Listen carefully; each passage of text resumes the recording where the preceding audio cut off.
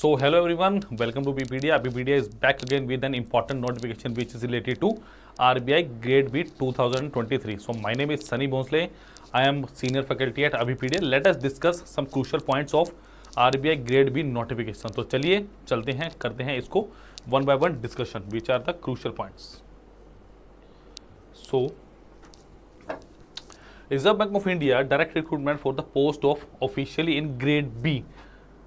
Direct recruitment on provision OP and journal DEPR DSIM streams panel yearly 2023। तो चलिए RBI ने grade B की finally जो most awaited notification थी वो निकाल दी है, वो रिलीज़ कर दी है। तो चलिए चलते हैं, पढ़ते हैं। अब जैसा कि ये तो मैंने पहले भी शायद इंपॉर्टेंट डेट्स क्या होगी हमारे पास, officers in grade B DR general, यानी बात करें अब इसका मोड क्या रहता है। अगर मैं बात करूँ सबसे पहले हमारा फेज 1 होगा, then we have phase 2 paper 1 paper 2 paper 3 online examination. और अगर मैं बात करूं मई 9 2000 से जून 9 2001, ऑलमोस्ट एक मंथ है जब तक आप इस फॉर्म को भर सकते हैं टिल 6 PM। तो वेट मत कीजिएगा लास्ट डे या लास्ट डेट्स की, तो जल्दी से इसको भर दीजिएगा। अब मैं बात करूं यदि officers in grade B general की बात करें तो बेटा जुलाई 9 से जून 30 इंपॉर्टेंट डेट्स है मेरे पास, ठीक है। नेक्स्ट की मैं बात करूं officers in grade B DEPR, तो इसका फेज 1 फेज 2 आपका ऑनलाइन एग्जामिनेशन, देन फेज 2 में पेपर 1 पेपर 2 रिटन एग्जामिनेशन होगा। ये है 16 जुलाई से सितंबर 2, done. Next officers in grade B DSIM phase 1 paper 1 online examination, paper 2 paper 1 phase 2 में paper 2 paper 3 online written examination, जो कि 16 जुलाई और आपका 9 और 19 अगस्त को है। सो एग्जामिनेशन डेट तो आपको ऑलरेडी पता ही है, ठीक है। नहीं पता थी तो यहाँ पे अब हो चुका है डिस्कस अच्छे से। नेक्स्ट क्या है, help facility in case of any problem in filling up the form. अगर आपको फॉर्म भरने में कोई प्रॉब्लम आ रही है तो आप इस लिंक पे जाके क्या कर सकते हैं, आप कर सकते हैं अप्लाई। तो यहाँ पे आपकी सारी बात सुनी जाएगी और आपकी प्रॉब्लम को सॉल्व कर दिया जाएगा। Use of mobile phone and other electronic devices, इसका मतलब क्या है, the use of mobile phone even in switch off mode, pager of any other, मतलब इलेक्ट्रिकल इक्विपमेंट कोई भी आपके पास होना नहीं चाहिए। एग्जामिनेशन हॉल में स्ट्रिक्टली ये बात बताई गई है और हमें पता भी है, ठीक है। फिर भी चलो नेक्स्ट इज, अगर मैं बात करूँ डिटेल नोटिस, अगर मैं बात करूँ पब नंबर ऑफ पोस्ट की, officers in grade B general total मेरे पास है बेटा 222 पोस्ट हैं, done. Officer in grade B DEPR में है टोटल 38 पोस्ट हैं, और officers in grade B DSI में है मेरे पास 31 पोस्ट हैं। Is that clear. तो कैटेगरी वाइज भी इनको बांटा गया है, वो आप देख सकते हैं स्क्रीन पे। Next is for SC ST OBC EWS candidates, even there is no vacancy reserve for SC ST OBC EWS category candidates for a particular post, such candidate can still apply.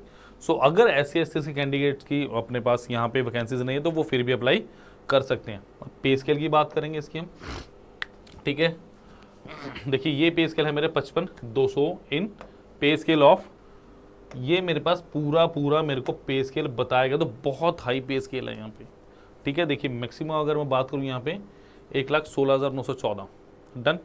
उसके साथ क्या मिल रहा था, house rent allowance of 50% of basic पे will be paid, ठीक है जी। Next क्या बोल रहा है मेरे पास, अब एलिजिबिलिटी कंडीशन क्या क्या है मेरे पास, देखिए नेशनलिटी की बात करें, citizen of India, subject of Nepal, Bhutan, Tibetan refugee who came over to India before 1 January 1962 with the permanent setting in India, ठीक है। तो ये सब मेरे पास है, बेसिकली आप इंडिया के सिटीजन होने चाहिए, बात सीधी सी है।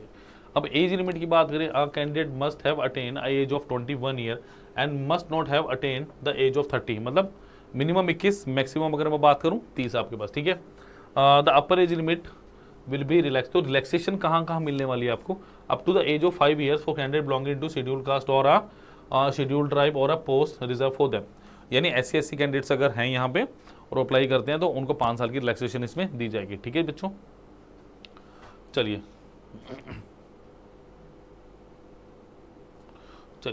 नेक्स्ट मेरे पास क्या है, अगर मैं मिनिमम क्वालिफिकेशन की बात करूँ यहाँ पे, ये बहुत इंपॉर्टेंट है। यहाँ पे बच्चों को बड़ी सारी प्रॉब्लम्स आती हैं कि यहाँ पे कैसे मेरे को क्वालिफिकेशन की क्या चाहिए। देखिए अगर मैं बात करूँ officers in grade B DR general की बात की जाए तो मेरे पास क्या, ग्रेजुएशन इन एनी, मतलब आपके पास सिंपल ग्रेजुएशन होनी चाहिए क्वालिफिकेशन आपके मिनिमम 60% मार्क्स होने चाहिए।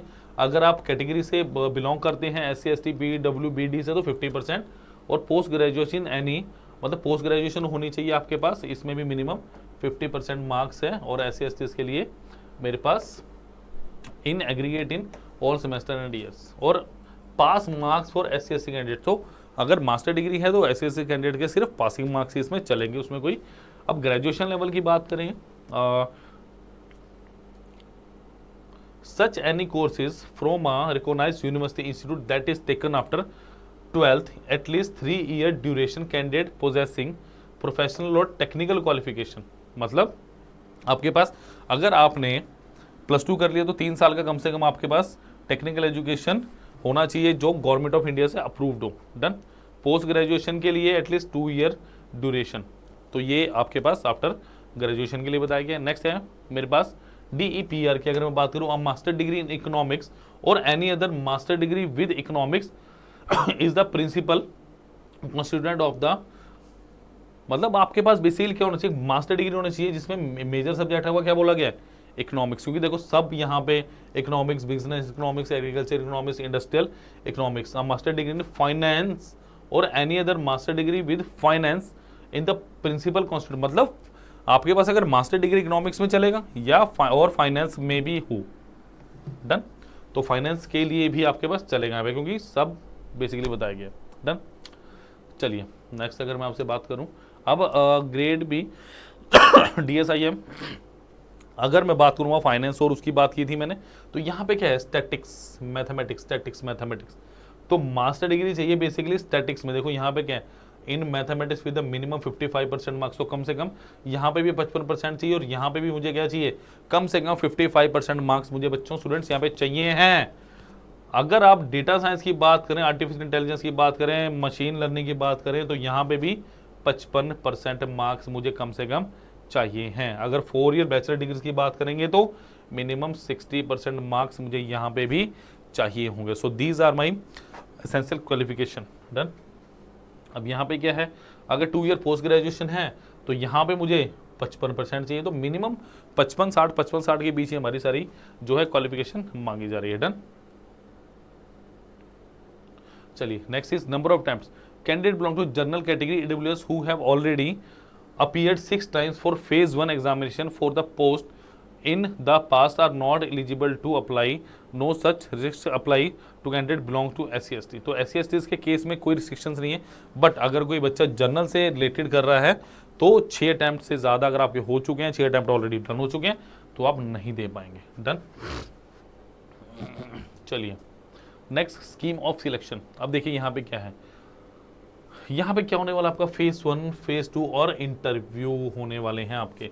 मतलब अगर मैं बात करूँ तो आपके पास यहाँ पे होगा क्या, फेज 1 है, फेज 2 है, then we have a interview, जिसके बाद आपकी फाइनल सिलेक्शन की लिस्ट आएगी। डन।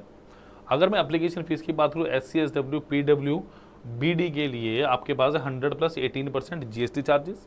अगर जनरल OBC EWS के लिए बात करूँ तो 850 + 18% GST। स्टाफ का मतलब है जो RBI में कार्यरत हैं, अगर वो एग्जाम देना चाहते हैं तो उनके लिए कोई भी यहाँ पे फीस नहीं रखी गई है।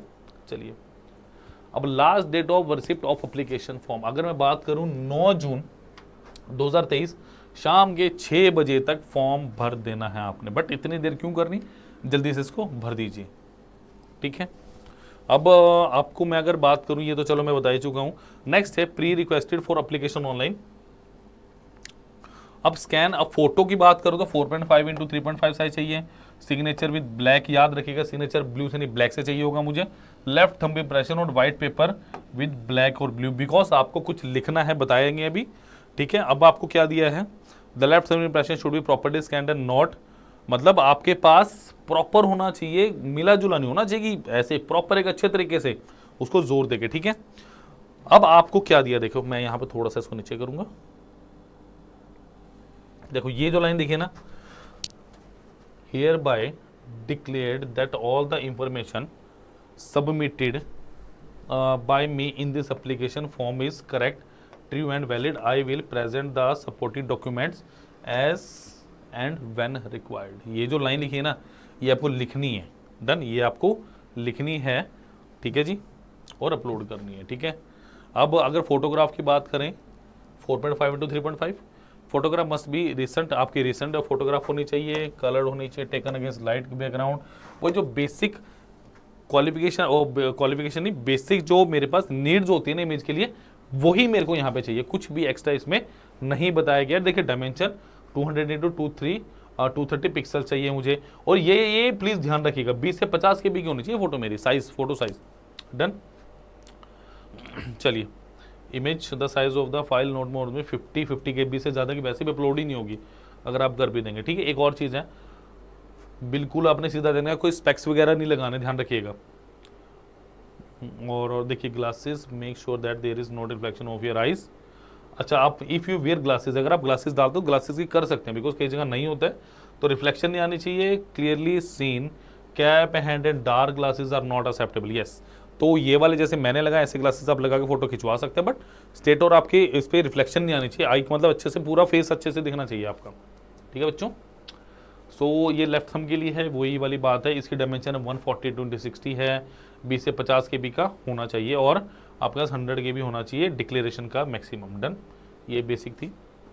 अब देखिए पेपर, अब मैं बात करूँ फेज 1 ऑनलाइन एग्जामिनेशन जो रहने वाला है मेरा, उसमें क्या होगा, जनरल अवेयरनेस आएगी मेरी। डन, उसमें इंग्लिश लैंग्वेज आएगी, क्वांटिटी एप्टीट्यूड आएगा, और आपके पास रीजनिंग आएगा। Total 120 minutes will be given for answering. Total आपके पास 120 मिनट मिलने वाले हैं। Done. However, separate time will be allotted for each section, मतलब हर उसके लिए आपको अलग से एक टाइमर दिया गया है। ठीक है, यहाँ पे दो बताया गया। अब पेपर 1 अगर मैं बात करूँ फेज 2 ऑनलाइन एग्जामिनेशन, अगर पेपर 1 की बात करें economics and social issues, 50% objective, 50% descriptive type answer to be typed with in the help of the keyboard. Candidate opting to type the answer in Hindi may type the help of either. तो आप Hindi English में कर सकते हैं, कोई दिक्कत वाली बात नहीं है अभी। ठीक है जी, नेक्स्ट क्या मेरे पास, अगर जनरल फाइनेंस और मार्केटिंग की बात करें, यहाँ पे भी 50% ऑब्जेक्टिव और फिर आपको टाइप करना पड़ेगा। For both paper 1 and paper 2 there will be 30 questions and 50 marks for objective questions. Some question में कैरी 2 मार्क्स एंड सम में कैरी 1 मार्क्स। तो आप देख लीजिएगा 2 किसके लिए हैं और 1 किसके लिए हैं। इन case of descriptive question 6 question will be asked, of which candidate will be required to attempt 4 question, 2 of 15 marks each with difficulty level and 2 of 10 marks each in case candidate answer more than 4 question in descriptive, first 4 shall be evaluated। बिल्कुल साफ साफ यहाँ पे शब्दों में लिखा गया है कि आप ये ऐसे इसको अटेम्प्ट करेंगे कि पहले 4 ही आपके कंसीडर किए जाएंगे। ठीक है स्टूडेंट्स,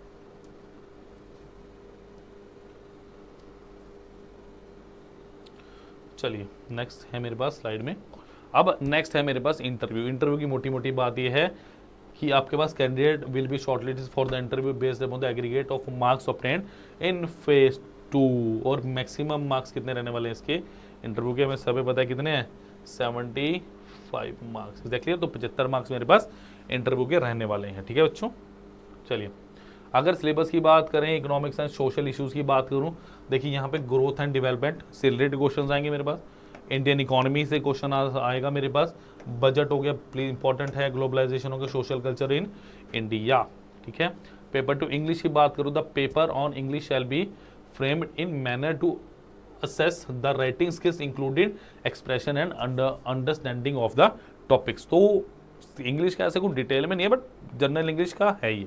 ठीक है, नेक्स्ट है अब फाइनेंशियल सिस्टम की बात करेंगे, तो ये सब financial system paper 2 general finance and management में आपका फाइनेंशियल सिस्टम जिसके सब पार्ट्स दिए गए हैं। फिर फाइनेंशियल मार्केटिंग है, मार्केट्स है मेरे पास, then we have general topics हैं जो ये मेरे पास 9 मेरे पास जनरल टॉपिक्स हैं, जैसे इन्फ्लेशन हो गया मेरे पास, बेसिस ऑफ अकाउंटिंग्स हो गया, द बजट तो मैंने ऑलरेडी बता दिया कि इंपॉर्टेंट है, तो प्लीज़ ध्यान रखिएगा, फाइनेंशियल इंक्लूसिव से ऐसे है। ठीक है, मैनेजमेंट की बात करें, यहाँ पे fundamental of management and organisation behaviour, then we have leadership.